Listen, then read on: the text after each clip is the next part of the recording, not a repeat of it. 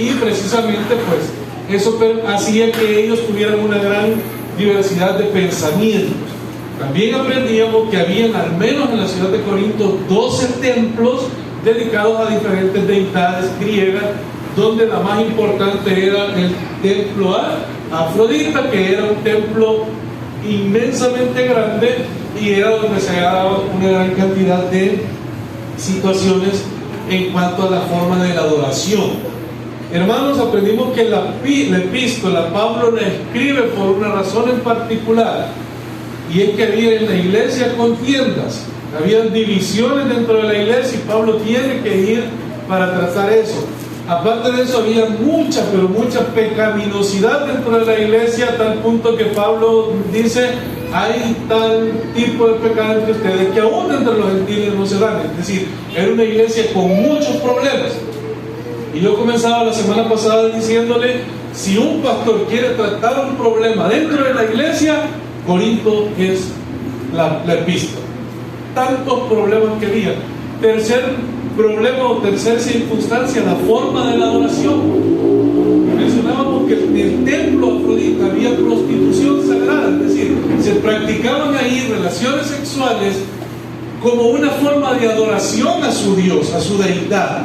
Y esas cosas, hermano, aún las estaban llevando a la iglesia para adorar a Dios. La toma de la Santa Cena. Entonces, la adoración y aspectos doctrinales que Pablo tiene que tratar, que los van a ver ustedes en el transcurso del estudio de la epístola. Y luego pues tenemos el tema de la resurrección, que era un tema no menor, porque los griegos en su filosofía, al ser ellos creían de que era imposible una resurrección corpórea. Por tanto, ellos decían: no, es imposible, ese punto no lo vamos a tocar, en eso nosotros no creemos. Y era algo que Pablo tenía que tratar, y yo les decía: porque si Cristo no resucitó, vana es entonces nuestra esperanza. Entonces, eso es, hermanos, en resumen lo que vimos la semana pasada. Partiendo de esto que hemos dicho, que la iglesia es una iglesia problemática, con muchos problemas, y ya lo dijimos: divisiones, problemas de sexuales dentro de la iglesia, con problemas en cuanto a su forma de pensar, en cuanto a su doctrina. Lo más probable que usted y yo esperemos es que Pablo haga una carta confrontativa, ¿sí? Porque hay que confrontar el pecado, hay que corregir el pecado. De hecho, la Biblia nos llama a corregir el pecado, y Pablo no va a dejar pasar esa oportunidad para poder hacerlo. Pero vemos nosotros que Pablo comienza la carta de una manera diferente. Y es que Pablo, hermanos, a pesar de que la iglesia era como era, Pablo no comienza reprendiéndoles, regañándoles, llamándoles la atención a ellos. Comienza de una manera distinta. Y es que, hermanos, eso es importante que nosotros lo tengamos en mente, porque Pablo no veía la iglesia con los ojos de Pablo. Pablo veía la iglesia como Dios ve a la iglesia. Cuando usted lee el capítulo 17 del libro de Hechos, usted encuentra que Pablo dice que cuando comenzó a ver todos los ídolos que había en Atenas, dice que el corazón de Pablo estaba enardecido. ¿Lo ha leído? En Hechos dice que el corazón de Pablo estaba enardecido de ver la idolatría de aquella ciudad. Pero cuando Pablo se presenta ante Areópago, Pablo no les dice: idólatras, hijos del diablo, al infierno van a ir a parar. Comienza: veo que caminando por sus calles, veo que sois bastante religiosos. Y entre los altares veo, dice, uno dedicado al Dios no conocido. ¿Por qué traigo a colación esto, hermano? Porque Pablo veía la idolatría como Dios la veía. Dice: el corazón de Pablo estaba enardecido contra aquella ciudad por la idolatría. Pero él, porque era como Dios ve la idolatría, porque es como Dios ve la idolatría. Pero esta iglesia, aunque cualquiera de nosotros nos hubieran puesto a escribir esta carta, muy probablemente hubiéramos comenzado con una reprensión a esta iglesia Pablo no ve a la iglesia como usted y yo la vemos. Porque cuando hablamos de Corinto, hablamos de una iglesia problemática, una iglesia con muchos problemas. ¡Qué bárbaro estos hermanos de Corinto! Eran personas sumamente pecadores, eran sumamente carnales, eran sumamente mundanos. Y pueden salir una serie de calificativos de nuestra parte hacia esta iglesia, porque lo estamos viendo con nuestros ojos. Y Pablo, hermano, no comienza a hablar con ellos de esa forma. Entonces, el llamado que Dios hace a cada uno de nosotros es a su hermano que tiene a la par, hermano. ¿Cómo lo ve usted? ¿Como un hijo de Dios? ¿Como un redimido de Dios? ¿O como un pecador? ¡Qué bárbaro este hermano! ¡Qué carnal! ¿Ya viste lo que comparte en redes sociales? ¿Oíste la musiquita que habla? ¿Lo viste que estaba viendo el partido del Real Madrid toda la tarde? ¡Qué bárbaro! Porque es nuestra naturaleza. Usted también es un pecador, yo soy un pecador, y lo primero que sale de nosotros es juzgar al hermano. Pero tenemos que verlo como Dios lo ve. Y Pablo comienza, capítulo 1, versículo 1, dice: Pablo, llamado a ser apóstol de Jesucristo por la voluntad de Dios, y el hermano Sóstenes. Hermano, lo primero que Pablo está diciendo a la iglesia es: lo que estoy haciendo con ustedes es que les estoy escribiendo una carta, les estoy mandando un documento, porque esa es la voluntad de Dios. A pesar de que ustedes son unos grandes pecadores, a pesar de todos sus pecados, Dios ha puesto en mi corazón el poderles escribir y mandar una carta. Es que la carta a los Corintios es una muestra, hermano, del amor y la misericordia de Dios para con esta iglesia. Porque a pesar de cada uno de los errores, a pesar de cada uno de los pecados, a pesar de la mundanalidad en la que ellos estaban viviendo, Dios no se había olvidado de ellos. Porque eran hijos de Dios. Porque cuando Dios, en Hechos capítulo 18, versículos 9 al 11, vamos a Hechos 18 nuevamente, lo vimos la semana pasada, pero para que recordemos, hermanos, Hechos capítulo 18. Hechos 18, del 9 al 11, dice: entonces el Señor dijo a Pablo en visión de noche: no temas, sino habla y no calles, porque yo estoy contigo, y ninguno pondrá sobre ti la mano para hacer mal, porque yo tengo mucho pueblo en esta ciudad. Y se detuvo allí 1 año y 6 meses enseñándoles la palabra de Dios. Hermano, qué maravilloso es que Dios, Pablo ya estaba por salir de Corinto, pero Dios le dice: Pablo, detente, Pablo, no te vayas, porque yo tengo pueblo. Es que la existencia de esta iglesia, hermano, es la muestra de la voluntad de Dios, de cómo Dios se mueve, cómo Dios no ve como nosotros vemos. Dios no ve como usted y yo miramos. Dios no ve en ese hermano, en esa hermana, lo que usted y yo estamos viendo. Dios ve algo más. ¿Se recuerdan cuando mandan a Samuel a ungir a los hijos, a los hermanos de David? Y veían los tipos corpulentos y decía: este tiene que ser el que es bien guapo, este tiene que ser el que mira los ñeques de brazos que tiene. Pero Dios le decía: no, hay un fallo. El más enclenque, ese era quien Dios tenía preparado.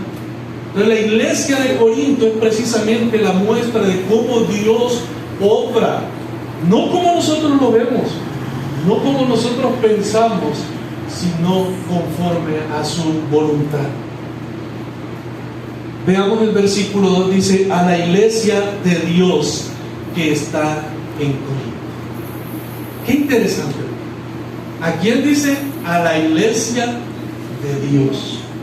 No dice a los pecadores de Corinto, a los hermanos de Corinto que viven en esto, y esto. No, a la iglesia de Dios.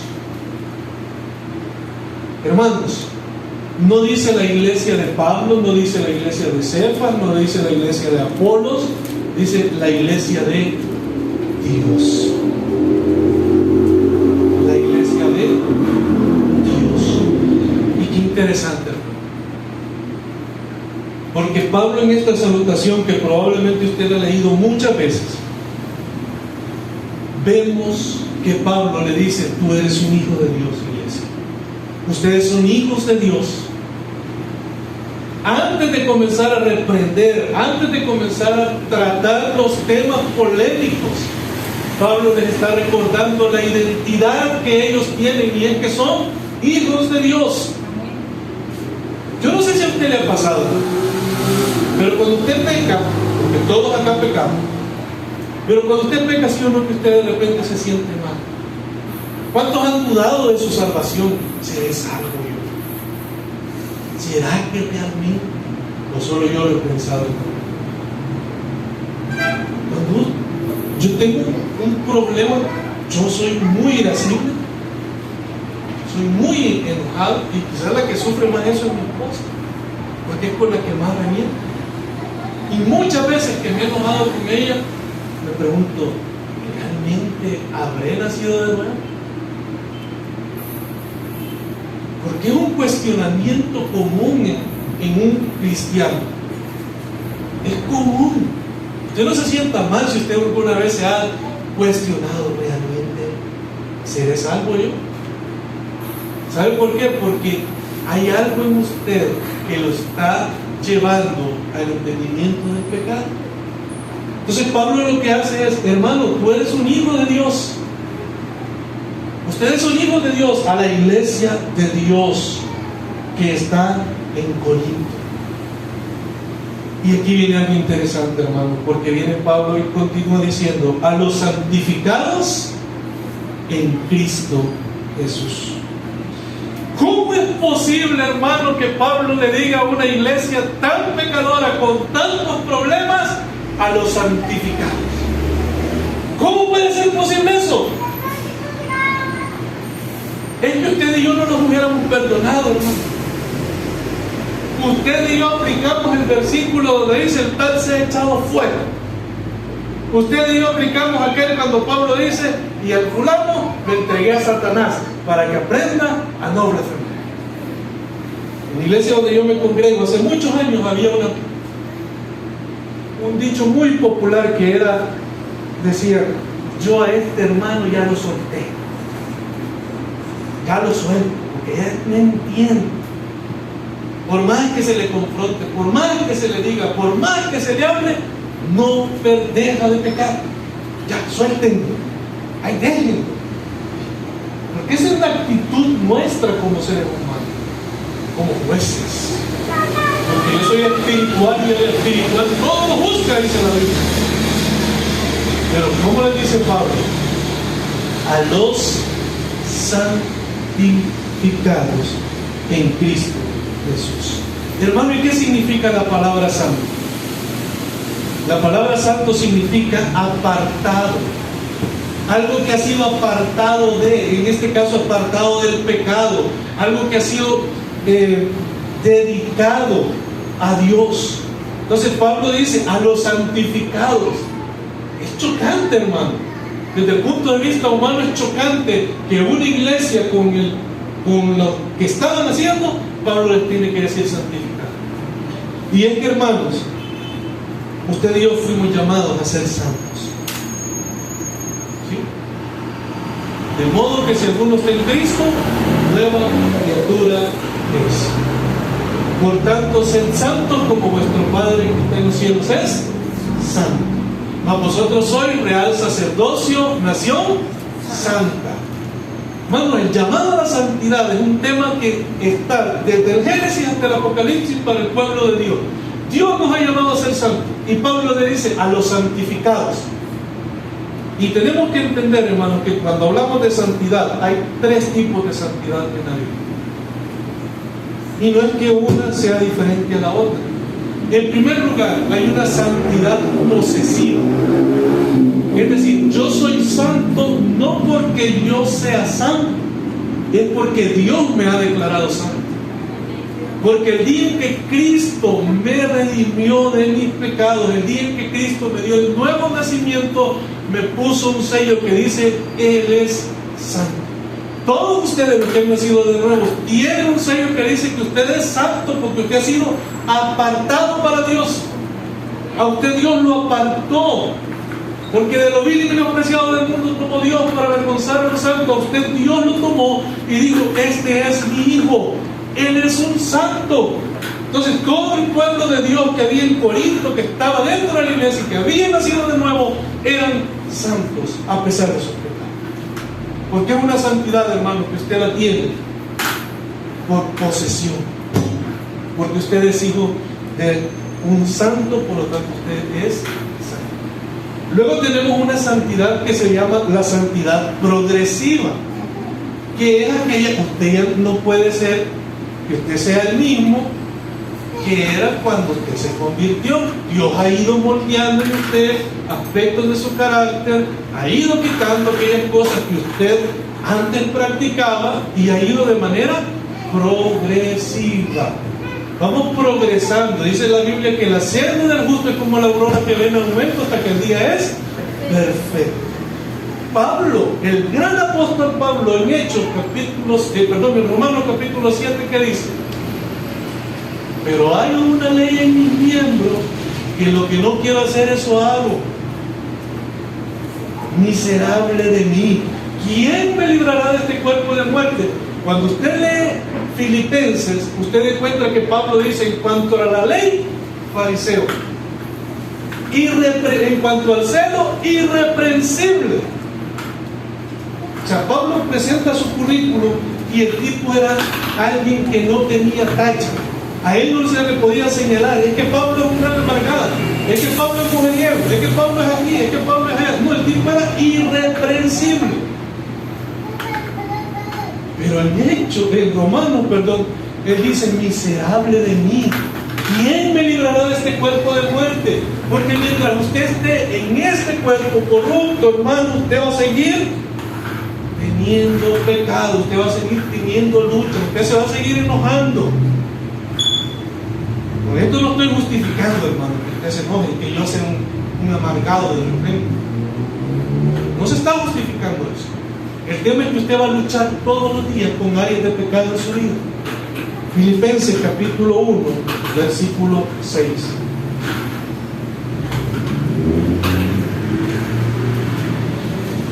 Filipenses 1, 6. Estando persuadido de esto, que el que comenzó en vosotros, ¿la qué? La buena obra, la perfeccionará hasta el día de Jesucristo. Hermano, usted comenzó una carrera. El día de su conversión, el día de su nuevo nacimiento, usted comenzó a correr una carrera. Y nunca va a dejar de correr esta carrera hasta el día en que se muera o hasta el día en que Cristo venga y nos lleve con Él y nos transforme. Esa es la santidad progresiva, ese caminar diario, hermano. Esa lucha diaria, esas cosas que usted de repente va dejando ahí. Va dejando no porque el pastor lo pase reprendiendo, no porque los hermanos lo pasen regañando, lo va dejando de una manera en que usted se vaya exponiendo a la palabra de Dios. Porque la palabra de Dios, hermanos, es la que lo va a guiar usted al arrepentimiento. Porque es el Espíritu Santo el que convence de pecado, de juicio y de justicia. Porque es a través de la predicación de la palabra que el Espíritu Santo lo va a usted redarguyendo y lo va haciendo que usted se vaya transformando. Y la tercera forma de santidad es una santidad futura. Que esa la vamos a ver, hermanos, hasta el día en que estemos con Romanos capítulo 8, versículos del 28 al 30, que dice: porque a los que aman a Dios todas las cosas les ayudan a bien. Esto es lo que conforme a sus propósitos son llamados, porque a los que antes predestinó, a estos también justificó, a estos también llamó y a estos también glorificó. Hermano, usted hoy lucha. Yo sé que usted tiene luchas constantes todos los días, porque yo las tengo. Todos luchamos. Todos luchamos, hermano, con un área de pecado en nuestra vida. Solamente le animo, no deje de luchar. No deje de luchar. Dios, usted es un hijo de Dios y usted está en un proceso de santificación. Que va a terminar ¿cuándo, hermano? Cuando nos muramos o cuando Cristo venga. Lo primero que ocurre primero, ahí se acabó. Ahí ya no hay más deseo de pecar. Pero estamos en ese proceso y Pablo dice a los santificados. Pero vean qué interesante. A los santificados, ¿por qué? En Cristo Jesús.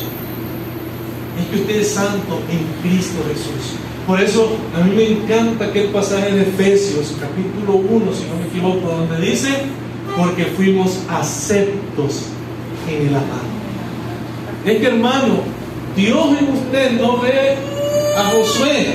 Dios no ve a la persona que es usted. Dios ve al Cristo que mora en usted. Y somos santos en Cristo Jesús. Es que eso es lo que nosotros tenemos que tener en mente siempre. Todo es por Cristo, todo es para Cristo y todo es en Cristo. Somos santos en Cristo. A los santificados en Cristo Jesús por la obra que Él hizo. Llamados, vean qué interesante, fuimos santificados y luego dice, llamados a ser santos en todo, con todos los que en cualquier lugar invocan el nombre de nuestro Señor Jesucristo y Señor nuestro. ¿Sí? De ellos y nuestros. Interesante. Porque la santificación es algo que va a haber en usted, como en los hermanos que están ahí en Pacto de Gracia, como los hermanos que están en las diferentes iglesias y en los diferentes países. Todos hemos sido llamados a ser santos. Como vosotros sois real sacerdocio, nación santa. Usted es llamado a ser santo. Por tanto, qué interesante que Pablo comienza hablando de este tema en lugar de comenzar a reprender. Les está recordando quiénes son, les está recordando la identidad que ellos tienen para con Dios. Les está recordando, usted ya no es el mismo, usted ahora es un hijo de Dios. Recuerda, hermano, usted es un hijo de Dios. Versículo 3. Gracia y paz. Qué hermosas palabras. Gracia y paz a vosotros de Dios nuestro Padre y del Señor Jesucristo. ¿Qué es la gracia de Dios? Porque por gracia sois salvos por medio de la fe. Y esto no de vosotros, sino que es un don de Dios, no por obras, para que nadie se gloríe. Somos salvos por la gracia de Dios. Pablo está recordando, hermano, tú no hiciste nada para ser salvo, fue la gracia de Dios la que te salvó, y usted y yo no debemos de dejar, hermano, de recordar a nuestra vida todos los días esa gracia inmerecida, ese favor inmerecido que Dios tuvo para con nosotros. Es que yo no busqué a Dios, hermano. El ser humano no puede buscar a Dios. Fue Dios quien me llamó. Fue Dios quien me atrajo, porque yo era un enemigo de Dios. Yo odiaba a Dios, yo detestaba a Dios, yo aborrecía a Dios. Pero Dios en su amor y su misericordia me llamó, me atrajo. Él, hermano, fue quien lo llamó a usted. Dele gracias a Dios, porque la gracia de Dios se manifestó sobre su vida. Fue la gracia de Dios la que se derramó sobre usted, pudiendo haber personas con mejores capacidades, personas mucho más buenas que usted y que yo, que podrían ejercer mejor el ministerio que todos nosotros juntos. Pero Dios en su gracia y misericordia, se fijó en cada uno de nosotros. Se fijó en mí. Cuando lo que merecíamos era el infierno, Jesús se puso como cuando Dios manda a destruir el pueblo. ¿Se recuerdan que el ángel de la muerte iba destruyendo? Y se pone en medio del pueblo. Entonces Cristo, Dios nos iba a destruir a todos, porque era lo que merecíamos, pero Cristo se pone frente a Dios y se ofrece en ese sacrificio, en esa expiación, y nos da la salvación, gracia y paz. Y paz, ¿por qué, hermano? Porque nosotros éramos enemigos de Dios, pero Dios nos reconcilió. Jesús nos reconcilió con el Padre. La Biblia declara que Él estaba reconciliando al Creador con la creación. Ese acto de Jesús en la cruz nos permite a nosotros ahora tener acceso al trono de la gracia de Dios. Ese ahora, mi amado hermano, que usted puede arrodillarse en su casa, arrodillarse, cerrar los ojos cuando venga el bus, hacer una oración y decir: Padre, vengo a ti angustiado. Porque antes de eso no se podía hacer. Pero ahora nosotros podemos acercarnos confiadamente al trono de la gracia de Dios y encontrar el oportuno socorro, porque fuimos aceptos en el amado. Fuimos aceptos en el amado. Cuando Dios expulsa a Adán y a Eva del huerto de Edén, nos declaró enemigos, nos declaró la guerra a Dios a nosotros. Pero en un acto de misericordia, en un acto de gracia, Dios comienza a proveer diferentes alternativas para que el hombre se acercara a Él. Primero fue un altar, que fue donde sacrificaron los tejones, de donde salieron las pieles para cubrir al hombre cuando se dieron cuenta de su desnudez. Había un altar donde Dios se acercaba, permitía que el hombre se acercara a Dios. Luego Dios permite edificar una tienda, el tabernáculo. Luego viene Dios y manda hacer un templo. Y luego Dios manda a su Hijo. Y hermano, qué maravilloso y qué hermoso es lo que ocurre en cada uno de nosotros. Que Dios, quien moraba en un templo, quien bajaba a un templo, quien de manera periódica bajaba y ocupaba a uno de sus profetas y le decía lo que tenía que hacer, y automáticamente el espíritu se alejaba. Después de todo eso, viene Dios a morar en cada uno de nosotros. Es que es un misterio, hermano, que es imposible entenderlo si nos vamos a la lógica. Pero es la gracia y la paz de Dios y de nuestro Señor Jesucristo. Vamos a Romanos capítulo 5, versículo del 10 al 12. Romanos 5, del 10 al 12.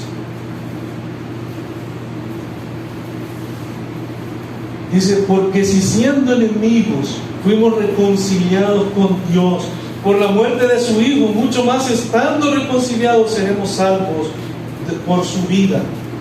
Y no solo esto, sino que también nos gloriamos en Dios, en el Señor nuestro Jesucristo, con quien hemos recibido ahora la reconciliación. Versículo 12. Por tanto, como el pecado entró en el mundo por un hombre, y por el pecado la muerte, así la muerte pasó a todos los hombres, por cuanto todos pecaron. Ese problemita, hermano, que el ser humano vive buscando una alternativa, haciendo cosas, dejando de hacer, visitando cosas, todo lo que las religiones enseñan acerca de lo que se debe de hacer. Para nosotros, ¿qué es lo que ocurrió? Cristo lo solucionó en la cruz del Calvario. Por eso que Pablo dice: gracia y paz a vosotros de nuestro Señor Jesucristo. Y hermanos, viene algo maravilloso del versículo 4 al 9. Sí, del versículo 4 al 9. Hasta este momento, hermano, Usted tiene por qué darle gracias a Dios. Usted se ha detenido en este día, al final del día, al final de la noche, a darle gracias a Dios. ¿Le ha dado gracias a Dios este día? Y no solamente por las bendiciones materiales, porque hoy tuvo que comer, porque tuvo que vestir, porque tiene un techo donde se va a ir a refugiar. Por todo eso, sí hay que darle gracias a Dios, pero hay cosas más importantes. Porque la salvación, hermano, no era posible ni con todo el dinero del mundo. No podíamos comprarlo. Es imposible que nosotros lo pudiésemos comprar. Y Pablo dice en el versículo 4: gracias doy a mi Dios siempre por vosotros. Hermanos, en este punto hay un llamado de atención para nosotros. Dice Pablo: gracias doy a mi Dios siempre por vosotros. Hermano, usted ya le dio gracias a Dios por el hermano que tiene al lado suyo. Ya le dio gracias a Dios por esa persona. Pero no estoy hablando por ese hermano con quien usted después del culto se va a tomar un café, o se va a comer un pan dulce, o se van al cine, o se van a ver. Yo estoy hablando de aquel hermano que es para usted incómodo, que es como tropezón en ayuda cuando usted lo ve. Aquí no hay, ¿verdad? Pero de repente hay, a veces uno en las iglesias, hay hermanos que cuesta soportarlos, que cuesta tener amor y paciencia hacia él. Por ese hermano usted ya le dio gracias a Dios. Ya le dimos gracias, hermano, a Dios por cada uno de los hermanos que están alrededor de esta iglesia, por el pastor, por la familia del pastor. Ya le dimos gracias a Dios por él. Pablo está dando gracias a Dios por una iglesia corrupta. Yo le aseguro que usted y yo a esta iglesia los excomulgamos, los echamos y decimos: no vamos más a Corinto, que se mueran, que se corrompan, que vean qué hacen. Pero Pablo está dando gracias a Dios por una iglesia así. Demos gracias a Dios, hermanos, por todo, y pidamos a Dios que sea Dios quien haga a ese hermanito, a esa hermanita arrepentirse. Y a través de la exposición de la palabra de Dios, sea Dios quien se encargue de poder darle el arrepentimiento. Porque es que el arrepentimiento no lo podemos producir nosotros. El arrepentimiento, usted y yo podemos producir remordimiento. Usted, me sentí mal por cómo traté al hermano, pero la verdad que no merecí.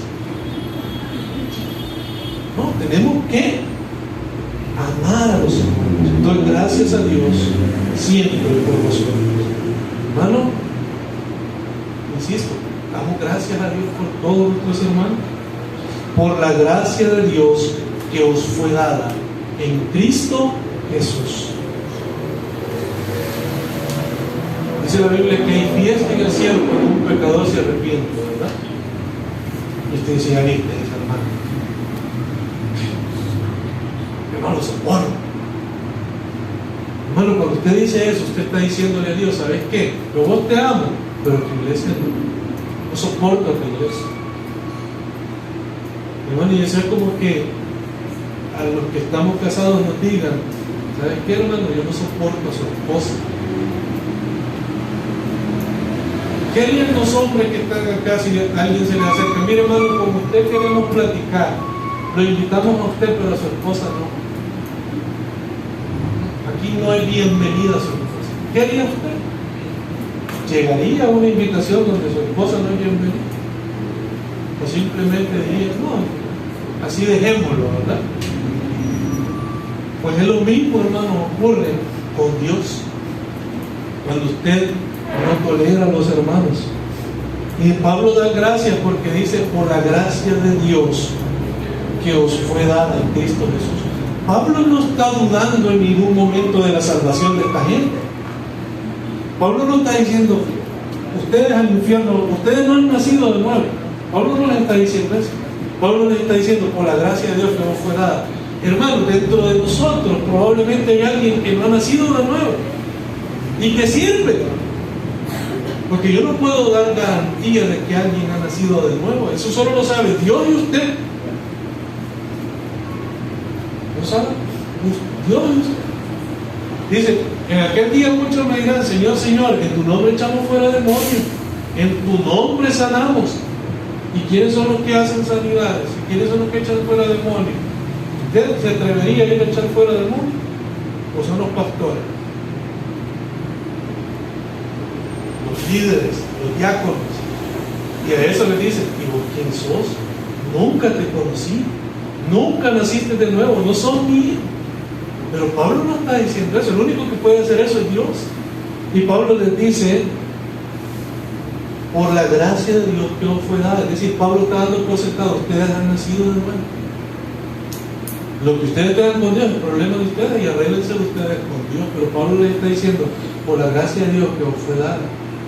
Por eso la gracia. Versículo 5.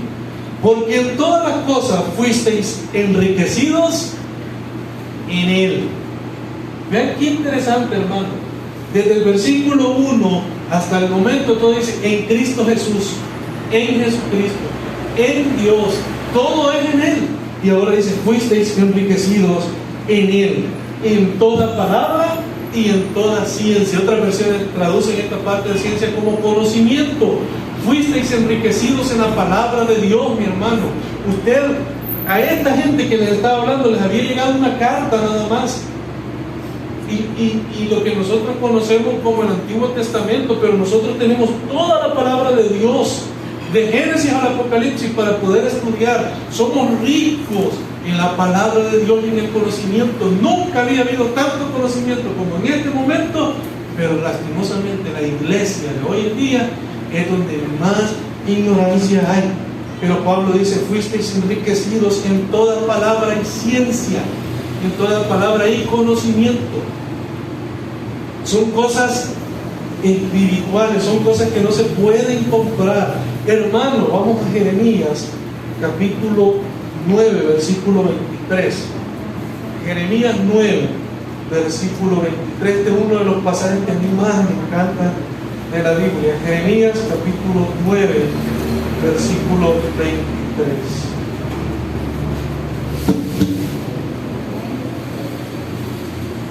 Permítame. 9:23.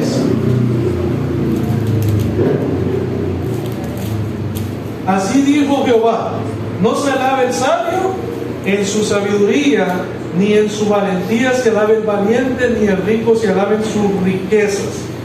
Mas alábese en esto el que hubiese, mas alábese en ese el que hubiese de alabar, en entenderme y conocerme, que yo soy Jehová, que hago justicia y misericordia, juicio y justicia en la tierra, porque estas cosas quiero, dice Jehová. No se alabe el sabio en su sabiduría, no se alabe el valiente en su valentía. El que se quiera alabar, que se alabe ¿de qué? De conocer a Dios. El problema, hermano, es que entre más usted conoce a Dios, menos ganas de alabarse le dan. Pero si en algo debemos de alabar, y eso es lo importante, usted y yo tenemos el conocimiento de Dios. Juan capítulo 17, versículo 3 dice, y en esto consiste la vida eterna. ¿En qué consiste la vida eterna, hermano? ¿En ir al cielo? ¿En eso consiste la vida eterna? Veamos qué dice Juan 17, 3. En que te conozcan a ti, el único Dios verdadero, y a Jesucristo, a quien has enviado. Esa es la vida eterna. La vida eterna no es lo que usted va a vivir cuando se muera, hermano. La vida eterna es ahora. Hoy la tiene que comenzar a vivir. ¿Cómo? Conociendo de Dios, abundando en la gracia, abundando en la palabra de Dios y en el conocimiento. Esa es la vida eterna. Y Pablo les dice, ustedes son ricos porque tienen palabra y tienen conocimiento. Ustedes abundan en palabra y en conocimiento. Así como el testimonio acerca de Cristo ha sido confirmado en vosotros. ¿Y cuál es el testimonio acerca de Cristo? Que Él murió, que resucitó, que Él es el Cristo, que Él es el Rey de Reyes y Señor de Señores. Ese conocimiento de Cristo, ese testimonio acerca de Cristo no lo puede tener nadie, sino Dios se lo revela. Y qué maravilloso. Yo había notado acá un tema. Yo conocí una persona que era teólogo, un tipo, era una eminencia en teología, pastor de una de las iglesias más grandes de acá del país.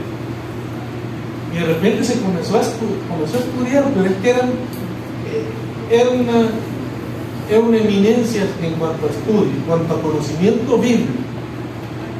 Pero llegó un punto donde él dijo: no hay Dios, no creo que exista. O sea, terminó ateo. Entonces, no es ese conocimiento el que nosotros tenemos que adquirir. O sea, no es eso lo que nosotros le tenemos que dar gracias a Dios, sino que usted poder entender que Cristo murió por nosotros. Probablemente nosotros no podamos explicar el tema de la creación con todos los temas científicos y todos los descubrimientos que se van dando cada día, que apoyan más la creación de Dios. Pero de una cosa estamos seguros: que Dios creó la tierra y todo lo que existe en 7 días. Ese conocimiento es lo que está diciendo. El testimonio acerca de Cristo. No, pero es que mira, ¿sabías vos que Jesús no es Dios? No, Jesús sí es Dios. Jesús es Dios. Y ese testimonio que nosotros tenemos que esperar y defender. Versículo 7: de tal manera que nada os falta en ningún don, esperando la manifestación de nuestro Señor Jesucristo. Versículo 7: el cual también os confirmará hasta el fin. ¿Cuántos anhelan, hermano, el día en que Cristo se manifieste, el día en que Cristo venga? ¿Cuántos anhelamos y esperamos con ansias ese día? ¿Cuántos deseamos ese día en que Cristo venga nuevamente? El cual también os confirmará hasta el fin, para que seáis irreprensibles en el día de nuestro Señor Jesucristo. Hermano, hermana, si hay un hermano acá que esté en pecado, oren por él. Oren por él para que sea Dios quien lo vaya restaurando.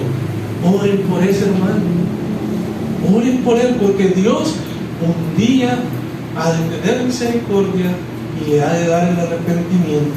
Versículo 9: fiel es Dios, por el cual fuisteis llamados a la comunión con su Hijo Jesucristo nuestro Señor. Hermano, ¿por qué Pablo en el versículo 9 termina diciendo fiel es Dios? Porque muchas veces, yo no sé si a usted le ha pasado, que ha dudado de Dios, que ha dudado: ¿será que Dios va a venir? ¿Será que Dios va a venir por su iglesia? O le meten a usted, le comienzan a querer hacer dudar. El diablo, hermano, va a mandar personas que le van a querer hacer que usted dude de ese día en cual nos encontremos con Él. Pero ¿qué dice? Fiel es Dios. Dios es fiel. Dios es fiel. Por tanto, hermanos, para ir concluyendo, cada uno de nosotros somos, de hecho ni siquiera di el tema de la enseñanza, porque el tema es enriquecidos en Él. ¿Cuántos hoy vinieron con problemas? ¿Cuántos hoy vinieron con enfermedades? ¿Cuántos hoy vinieron que porque ni modo hay que ir? ¿Cuántos? No levanten la mano. Pero hermano, dése cuenta de lo bendecido y enriquecido que usted es. Usted ha sido salvo por la gracia de Dios. Usted tiene acceso al trono de la gracia de Dios. Usted puede abundar en palabra y sabiduría. Usted tiene el testimonio acerca de Cristo. Mucha gente, ¿se acuerdan de aquel personaje que Pablo le predicó y le dice: Pablo, casi me persuades para que me confíe? Pero ¿qué pasó? La gracia de Dios no le alcanzó. El rico, ¿qué le dice? Enséñame qué tengo que hacer para ser salvo. Cumple los mandamientos. Todos los he cumplido desde mi juventud. El tipo se creía que él podía todo. Una cosa te falta: vende todo lo que tienes y dalo todo. Dice que el tipo se fue triste. Era un religioso. Todo lo había cumplido la ley, porque dice: los mandamientos los he guardado desde mi juventud, no te preocupes, con eso estoy bien. Una cosa te falta: y la misericordia no le alcanza. ¿Cuántas personas hoy murieron sin que la misericordia les alcanzara? Pues hermano, usted y yo somos enriquecidos en él. Veamos, volvamos a leer del versículo 1 al 9. Dice: Pablo, llamado a ser apóstol de Jesucristo por la voluntad de Dios, y el hermano Sóstenes, a la iglesia de Dios que está en Corinto, a los santificados en Cristo, en Cristo Jesús, llamados a ser santos con todos los que en cualquier lugar invocan el nombre de nuestro Señor Jesucristo, Señor de ellos y nuestro. Gracia y paz a vosotros de nuestro Dios, de Dios nuestro Padre y del Señor Jesucristo. Gracias doy a mi Dios por vosotros, por la gracia de Dios que os fue dada en Cristo Jesús, porque en todas las cosas fuisteis enriquecidos en Él, en toda palabra y en toda ciencia, así como el testimonio acerca de Cristo ha sido confirmado en vosotros, de tal manera que nada os falta, hermano, nada os falta, nada os falta. Usted está completo en Cristo Jesús. Usted está completo en Cristo, de tal manera que nada os falta en ningún don, y esperando la manifestación de nuestro Señor Jesucristo, el cual también os confirmará hasta el fin, para que seáis irreprensibles en el día de nuestro Señor Jesucristo. Fiel es Dios, fiel es Dios, hermanos, el cual fuisteis llamados a la comunión con su Hijo Jesucristo, nuestro Señor. Desde el versículo 1 hasta el versículo 9, ¿de quién se está hablando? De Cristo. Todo es en Él. Nosotros somos en Él y para Él, hermano. Si usted no se goza, hermano, con eso, difícilmente se va a gozar. Pero lo que yo quiero en esta noche es que usted y yo seamos conscientes de las riquezas que tenemos cada uno de nosotros. Pablo decía: tenemos un tesoro en vasos de barro. Un tesoro. Hermano, Adán, el primer hombre, hablaba con Dios. ¿Sí? Moisés hablaba con Dios, pero ellos hablaban cara a cara. ¿Sí? Los apóstoles sí, los grandes profetas hablaban con Dios, pero de una manera externa. Usted y yo tenemos a Dios morando en nosotros. Dios mora en usted, hermano. Es que mire, solo con eso usted supera a Jeremías, el cual leímos. Con solo el hecho de que en usted vino a morar Dios de manera permanente, el día en que usted nació de nuevo, usted supera a todas las personas del Antiguo Testamento. Porque el Espíritu Santo vino a Saúl, lo usó y se fue.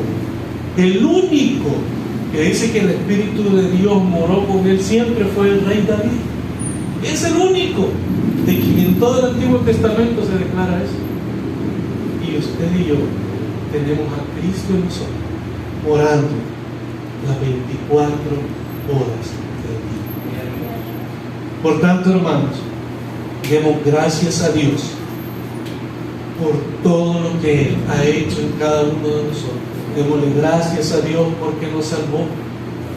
El problema es que nos olvidamos. Nos olvidamos de las grandes bendiciones que Dios ha tenido para con cada uno de nosotros. Pero déjeme decirle nuevamente, usted es alguien que ha sido enriquecido en Cristo Jesús.